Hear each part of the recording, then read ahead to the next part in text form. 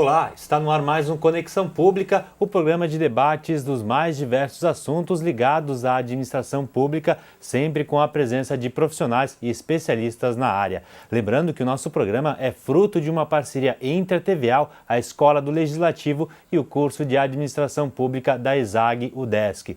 No programa de hoje, nós vamos discutir sobre a dádiva e a mobilização de recursos na administração pública. Aqui conosco, a professora de Administração Pública da UDESC-ESAG, Carolina Andion, e a pesquisadora e economista Elaine Cristina de Oliveira Menezes. Obrigado pela participação de vocês e sejam muito bem-vindas ao programa.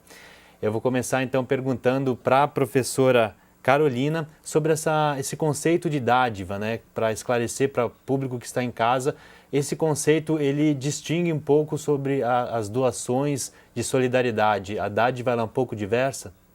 Sim, primeiro eu agradeço o convite, a oportunidade de estar divulgando aqui os resultados da pesquisa.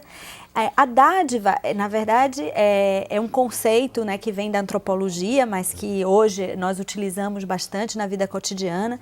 Mas quando se trabalha com a dádiva, a gente está falando de uma doação, de uma ação, né, voluntária, que não tem nenhum tipo de coerção ou sanção, em que as pessoas, os indivíduos, as organizações, fazem algo, né, pela esfera pública, fazem algo para o outro, né? E essa dádiva, ela é um pouco, digamos assim, tem alguns elementos paradoxais, porque de um lado ela é livre, ela não há coerção, mas a pessoa se sente na obrigação de fazer porque ela se sente devedora da sociedade, porque ela sente que ela tem que fazer algo para a sociedade. Pela consciência do coletivo, a pessoa se sente obrigada a fazer essa doação. Exatamente. Então, tem um lado de liberdade, tem um lado de obrigação, né? Tem um lado de gratuidade também, porque as pessoas fazem isso de graça, fazem isso, digamos assim, sem nenhuma...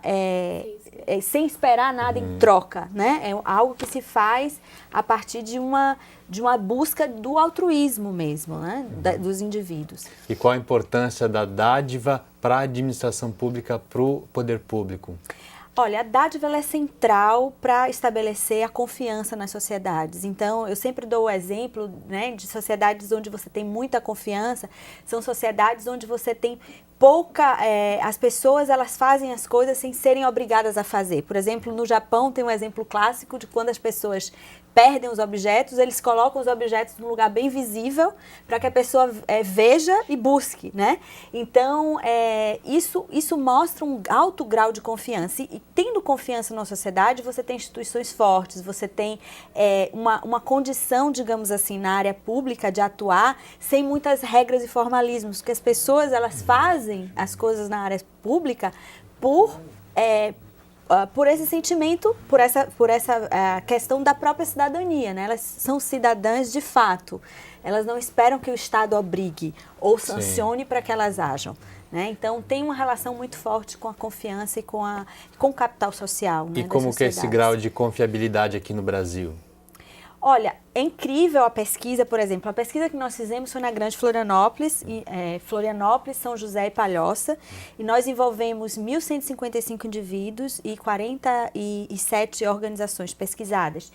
E os índices de doação, né, do que a gente pode dizer de dádiva, da quantidade de pessoas que fazem algo para a área pública, para o social, e de empresas também que fazem, chega a 80%. Desses pesquisados, tanto nas empresas como nos indivíduos. É mais alto do que se pensa. Um índice bastante alto, exatamente. Então, nós temos um potencial enorme de dádiva na nossa sociedade. Talvez a gente tenha que pensar como trabalhar isso. É isso que a gente pode explorar um pouquinho mais. Isso, até a professora Elaine pode falar um pouco mais sobre essa pesquisa realizada aqui na Grande Florianópolis. Como é que foi feita essa pesquisa? Então, junto aos indivíduos, como a professora Carolina Andion comentou, a gente aplicou questionários, né, nos 3 municípios, em Florianópolis, Palhoça e São José. E junto às organizações também. Procuramos, junto ao Instituto Comunitário de Florianópolis e à ACAT, empresas que estariam relacionadas a essas instituições e que poderiam participar respondendo questionários para que a gente soubesse e conhecesse pelo menos minimamente algumas empresas que realizam doações aqui na região da Grande Florianópolis. O perfil que a gente encontrou de indivíduos e empresas, organizações que realizam doação foi o seguinte: Indivíduos em geral, as mulheres em geral doam mais. Mulheres em geral também no estado civil casados, né? Em geral entre a idade de 26 a 45 anos. Com filhos? Então, eu não tenho essa informação. Não sei se a professora Carolina lembra, se recorda. A questão de filhos a gente não considerou, conseguiu... mas o que fica evidente é que são pessoas com maior estabilidade na vida, né? Quem tem maior estabilidade e segurança tende a ser... a gente sabe que a mulher ela tem essa sensibilidade mais presente, né? Da doação, da solidariedade. Mas o que a gente relacionou e que ficou bastante evidente foi em relação ao grau de escolaridade, né? Em geral, são de superior incompleto a pós-graduação, pessoas que têm um grau de escolaridade, um nível de escolaridade mais elevado. Então, isso ficou bastante evidente na pesquisa e também converge com as pesquisas nacionais e internacionais. No caso das empresas, né, o que a gente percebeu foi que as médias empresas aqui nessa região doam, né, e as pequenas empresas. Pensando no perfil das empresas catarinenses, que são as micro e pequenas empresas, né, nós temos que avaliar se, digamos assim, qual é o nosso potencial. Qual é o potencial catarinense? Nós sabemos que nós temos mais micro e pequenas empresas aqui, mas sabemos que as grandes empresas e médias empresas são aquelas que conseguem doar de maneira mais sistemática, né? Então, temos um impasse aqui. E como resolver isso, né? Bem, mas voltando ao perfil das empresas, então, são médias empresas e pequenas empresas na sua maioria, atuam mais de 11 anos no mercado, ou seja, têm uma certa estabilidade, são sólidas dentro do mercado, né? E estão mais estáveis do ponto de vista financeiro, e aí conseguem fazer algum tipo de doação, e de realizar algum tipo de doação para a sua comunidade.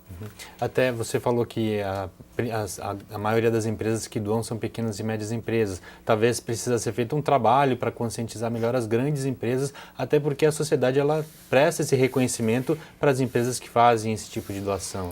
Essa pergunta, Gutierrez, que você coloca, é importante salientar que a diferença entre a dádiva na esfera nacional e a dádiva local, que foi o que a gente pesquisou. A gente está pesquisando quem é que faz isso na sua comunidade, né? E nesse caso, de fato, são as pequenas e as médias. Por que isso? Porque, em geral, a grande, ela tem um investimento social que é nacional, que é feito de forma mais padronizada, estruturada, e ela está focada em projetos maiores, né? E geralmente o doador local é essa pequena empresa, é essa empresa mais próxima da comunidade, que sabe a necessidade e que está nesse contato mais direto. É interessante ver nessa diferença. E até no caso de Santa Catarina, né, é mais coerente a gente trabalhar com micro e pequenas empresas, porque o nosso padrão de perfil empresarial é esse, né? Então, a gente teria que também resgatar como essas micro e pequenas empresas poderiam se inserir nesses modelos de doação, de ação social, pensando no nível local, né? E para quem elas doam? Quem são quem recebe essas doações? Então, as empresas, em geral, doam para crianças, para, digamos assim, organizações ou creches, enfim, instituições da comunidade voltada à criança, ao adolescente e ao jovem. Preponderantemente, as empresas doam para esse público. Os indivíduos, Carol, não sei se os indivíduos, eles trabalham mais com todos os públicos. Isso apareceu, nós tínhamos várias categorias de público, né? Seguido depois pelas crianças e adolescentes também. E o que isso se configura? É que não tem, no caso dos indivíduos, a gente não tem uma segmentação muito clara, né? Esse indivíduo, ele doa, e aí a gente pode fazer uma ponte com outros dados, ele doa geralmente de forma sem uma sistemática, ele não, a maioria doa de forma esporádica para pessoas necessitadas, e geralmente ele conhece a necessidade, então em geral é uma doação que a gente chama assim por impulso, né? Uma doação de emergência, não é uma doação planejada, né? Não tem uma segmentação, não tem um foco em uma causa específica. Normalmente o indivíduo conhece quem está recebendo a doação, para quem ele está doando. Em geral ele conhece, embora ele não tenha uma relação. Ele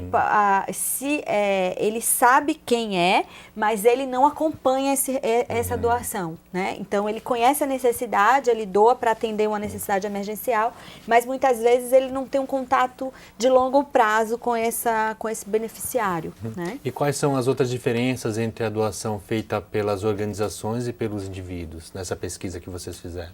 Bem, nós temos, ficou evidente assim, que o perfil das organizações e o perfil dos indivíduos, o perfil que eu digo de doação, o padrão de doação, é muito diferente. Nas organizações, ficou evidente que há uma maior profissionalização, que há uma maior formalização das doações.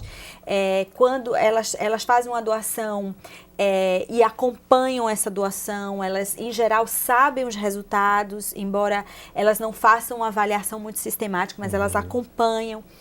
No caso dos indivíduos, é um pouco diferente essa relação. Então, o indivíduo, em geral, ele, como eu falei, ele doa de forma mais casuística, né? E sem um acompanhamento, sem um envolvimento maior com a causa. E também a questão emocional, emotiva, a relação, digamos assim, né? Com o conhecimento da necessidade é muito importante para o indivíduo. Então, tem um padrão mais humanístico, enquanto que nas empresas é um padrão mais pragmático, mais sistematizado, mais focado em resultado do que o padrão de doação individual. Mas será que os indivíduos, eles doam, eles não acompanham porque eles não têm interesse em acompanhar, muitas vezes porque não há esse retorno por parte de quem recebeu a doação? Isso é bem importante, porque a gente fez a ponta das organizações que recebem a doação, né? Nós fizemos uma pesquisa junto a 53 organizações, né? E nós tivemos um retorno de 37 organizações que responderam à pesquisa, organizações da sociedade civil que atuam em diversas áreas, como da criança e do adolescente, da ambiental, com idosos, etc. E essas organizações, o que ficou evidente para nós é que elas têm sim uma área profissional de mobilização de recursos, elas fazem isso profissionalmente, de forma estruturada, mas elas, justamente, esse relacionamento com o investidor, com esse doador, ainda é um relacionamento muito tênue, não é forte, ela não traz esse investidor, esse doador para dentro da organização. Então, muitas vezes, justamente, ele contribui, mas o famoso exemplo da conta de luz, né? Você contribui via sua conta de luz, mas você nem sabe que organização é essa e nem a organização também te conhece. Então, é uma relação muito distante ainda. Isso é uma falha, inclusive, porque se a organização ela prestasse esse esclarecimento, desse esse acompanhamento para o investidor, ela poderia, inclusive, fidelizar o investidor. Sim, de uma certa maneira sim, né? Agora, eu acredito que também, de um outro lado, os indivíduos e as empresas também mereceriam estar mais envolvidas, né, no mundo social. Né? Por quê? Porque nós, indivíduos e as organizações da mesma maneira, fazem parte da comunidade, fazem parte daquele município. E, portanto, precisariam também saber das necessidades daquela comunidade e está muito ligada também às organizações, às políticas públicas que estão sendo orientadas para aquela comunidade. Bom, nós vamos fazer um pequeno intervalo e nós já voltamos a discutir a dádiva e a mobilização de recursos na esfera pública. Até já!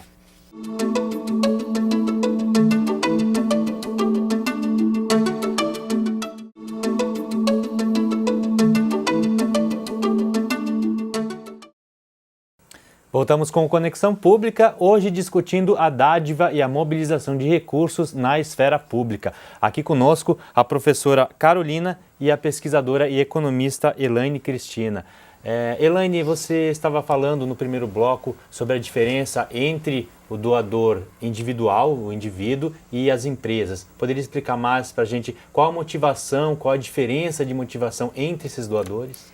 Então, os indivíduos, eles na verdade têm como motivação a questão moral e humanística. Bom, olhando para o perfil deles, em geral eles são predominantemente católicos, religiosos e praticantes. Então isso acaba relacionando também a motivação que ele tem para realizar a doação, né? Ou seja, a doação dele é da ajuda mútua, da ajuda do outro, é de cunho assistencialista e humanista. Já as organizações não, elas têm motivações mais pragmáticas. Por quê? Porque elas também têm digamos assim, têm um olhar para o mercado e olham também como aquela doação vai impactar sobre esse mercado. Qual é a visibilidade que essa doação vai ter sobre a sua marca, sobre os seus produtos, sobre a sua atuação dentro do mercado. A organização ela pensa no retorno que ela vai ter. Exatamente. Claro, no caso da Grande Florianópolis, distou um pouquinho das pesquisas nacionais. Por quê? Porque as empresas elas estão esperando também encontrar resultados na comunidade. Então, o que ficou bastante claro é que a motivação maior dos empresários, das empresas de uma maneira geral, ao realizarem essas doações, é de que eles gostariam de ver melhoria nas suas comunidades. Que é diferente de ver simplesmente a sua marca mais visível, o seu produto mais visível, né? Mas, ainda assim, tem um cunho pragmático, tem um cunho formal, normativo, né? Que é um pouco diferente mesmo em relação aos indivíduos. E qual a importância do empresário ele pensar no desenvolvimento da comunidade onde a empresa dele está inserida? Olha, eu acho que tem tudo a ver com o crescimento das organizações. Se a gente for pensar que o mercado de trabalho vem da comunidade local, né? A mão de obra, as pessoas que trabalham nas organizações vêm dessa comunidade. Se elas encontram nessa comunidade creches bem organizadas, bem cuidadas, se elas encontram um espaço cultural para conseguirem, né, ter também uma vida cultural e ter também uma vida além da empresa, se elas encontram esse espaço comunitário, né, que vai alimentar o outro lado, o lado também da vida comunitária, né? Provavelmente esses trabalhadores, essas pessoas que trabalham aí, os próprios fornecedores conseguem ter um retorno que não é um retorno quantificável, mas que é um retorno em termos de qualidade. As pessoas que trabalham nas empresas também vão trabalhar mais bem, felizes, vendo seus filhos Tudo bem. Isso reflete na empresa, no dia a dia da empresa. Com certeza, né? Sem falar a questão da responsabilidade social, né? Que hoje, né, a gente não pode mais deixar passar. Isso é uma questão na agenda das empresas, né? As empresas hoje têm um papel na comunidade, têm um papel no desenvolvimento sustentável dos seus municípios. Então, hoje não dá para deixar de lado essas questões. A sociedade valoriza muito a empresa que ela tem essa responsabilidade social, né? Que desenvolve projetos dentro da comunidade. Exatamente. Com certeza. E se a gente for ver, todos os recursos, né, que vêm das comunidades, elas alimentam os recursos humanos, recursos naturais, tudo vem das comunidades no nível local, né? E as empresas usufruem disso tudo. E elas têm que também, digamos, dar uma contrapartida, né, do que elas usufruem, que às vezes são, digamos assim, na economia a gente chama de externalidades positivas, né? Ou seja, coisas que não são custos das empresas e que elas acabam usufruindo por estarem naquele local, né? E essas externalidades também têm uma contrapartida. Hoje as empresas têm que dar a sua contrapartida social, né? Exatamente. A empresa ela não pode ser uma ilha de desenvolvimento dentro de uma sociedade combalida, né? Ela precisa estar inteirada e se interessar pelo desenvolvimento dessa comunidade.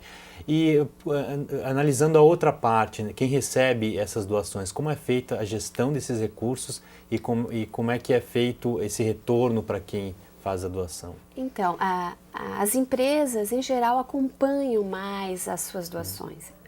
Obviamente, como elas, digamos assim, têm uma estrutura mais formal, né, os departamentos financeiro, administrativo e a própria cúpula das empresas, em geral, são as pessoas que motivam, digamos assim, que estão na diretriz da própria realização da doação.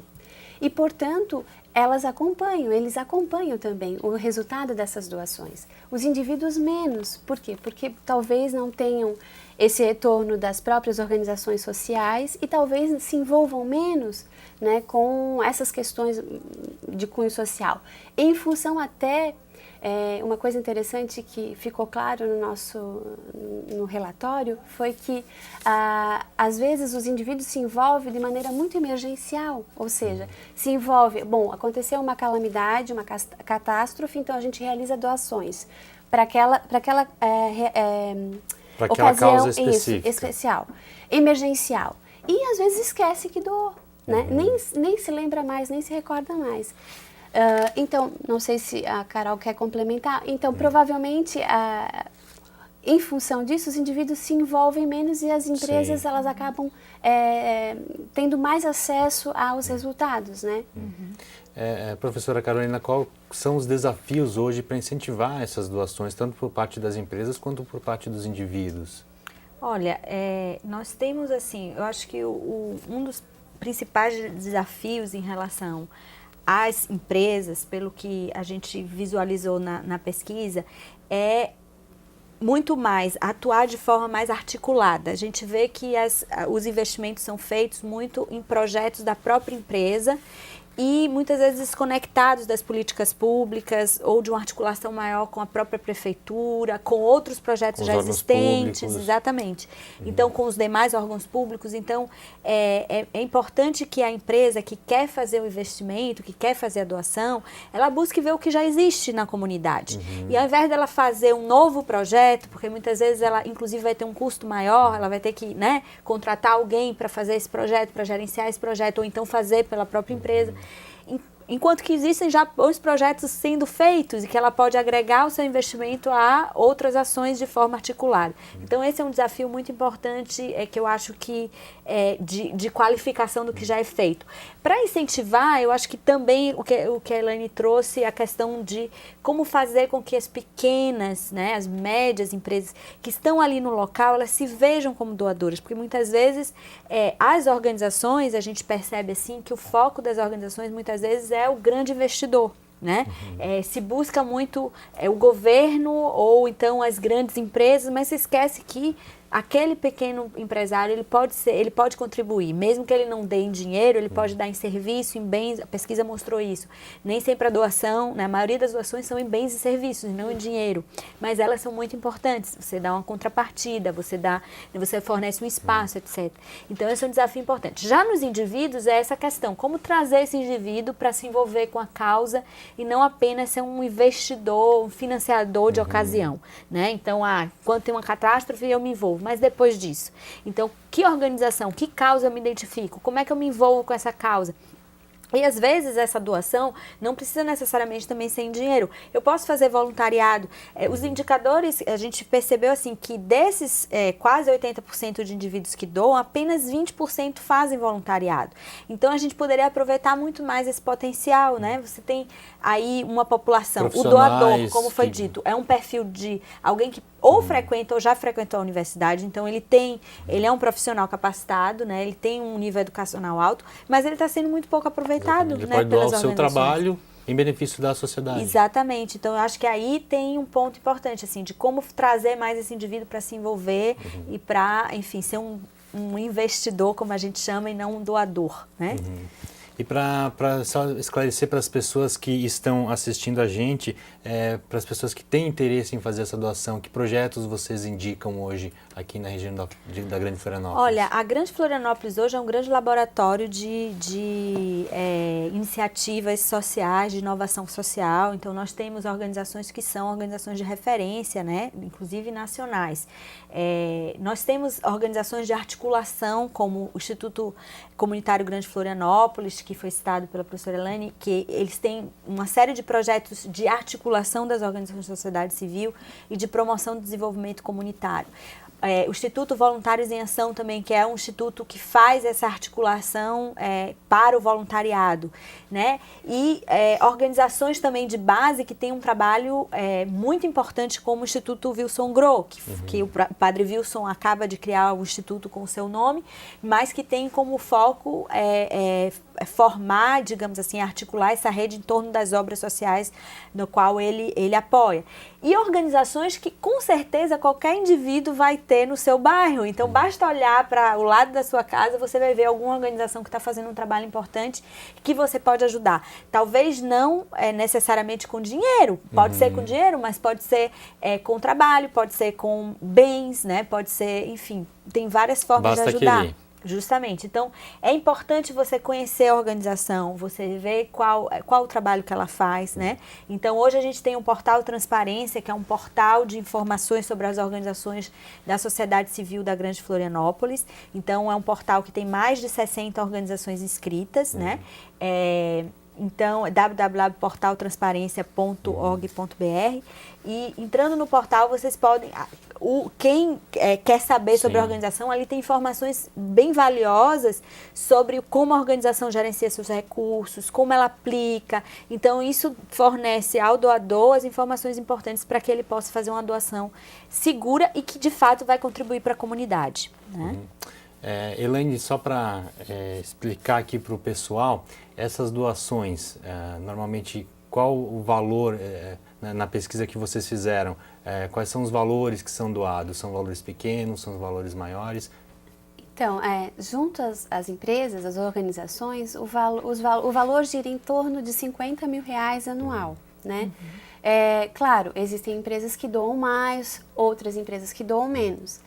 Agora, nos indivíduos, isso ficou um pouco difuso. Por quê? Porque na pesquisa muitos não sabiam como responder, porque muitos doavam o seu tempo, muitos doavam sangue, muitos doavam roupas e outros materiais, né? Que muitas vezes é difícil de quantificar, né? Toda forma de doação é válida. Exatamente, toda forma é válida e toda forma, digamos assim, é muito bem-vinda para a comunidade, né? Então ficou mais difícil de a gente avaliar. No momento que a gente foi tabular os dados, a gente ficou com uma certa dificuldade. Mas eu não sei se Nós chegamos a um valor de R$50 por ano, que é muito baixo, mas a gente julga justamente que, primeiro, nós tivemos um índice de não resposta muito alto na questão, que chegou a 25% de não resposta, porque eles não sabiam quantificar, e aqueles que quantificavam, certamente também não quantificavam no valor total. Então, é uma média muito baixa, porque a média nacional é em torno de R$300, R$400 ano. Então, a média é muito baixa em relação à média nacional. Assim como as empresas, porque a gente tem uma média nacional, as pesquisas nacionais de 1.800.000 ano. Aqui na Grande Florianópolis a gente encontrou 50 mil ano. Mas também essa diferença tem a ver com as pesquisas que temos disponíveis, são pesquisas nacionais, sobre aquelas grandes empresas que eu falava. E nós fizemos uma pesquisa pela primeira vez. Temos outras locais, mas em regiões muito prósperas, enfim, onde você tem muitas empresas e tal. E aqui eu acho que reflete bem a realidade da empresa pequena, da empresa local mesmo, né? Bom, esse assunto é bem interessante. Infelizmente o nosso tempo chegou ao fim. Espero, quem sabe, nos próximos programas voltar a falar desse assunto.